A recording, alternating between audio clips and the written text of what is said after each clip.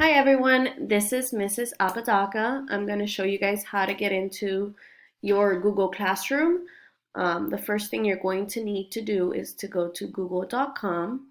Once you're in Google, you're going to sign in. Your sign in is going to be your email that you use to go onto your Chromebooks. The only difference is that you need to make sure that at the end of it, it says at wcpsstudents.org.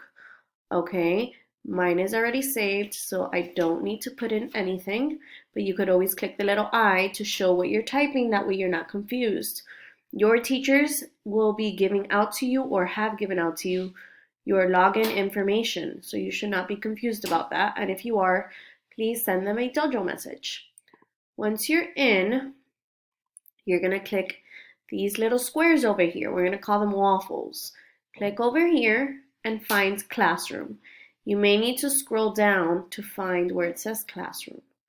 Okay, once you find it, you tap it and it'll show you all the classrooms that you're a part of. My classroom is here, but Mrs. Kraft is going to have hers.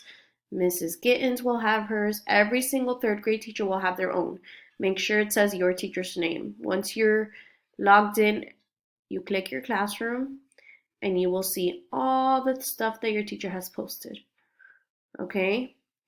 This means that you are officially in. Make sure you check everything out. Anything your teacher does put in will appear here. Everything I've posted for my students will appear there. All the assignments, all the material, anything I want them to read, anything I need them to do. You can leave comments if you have questions.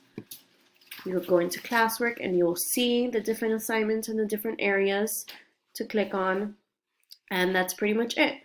You're officially in your Google Classroom, and this is what we will be using to learn each day. If you have any questions, you can ask your teacher through Class Dojo, and she will help you out. Thank you. Bye.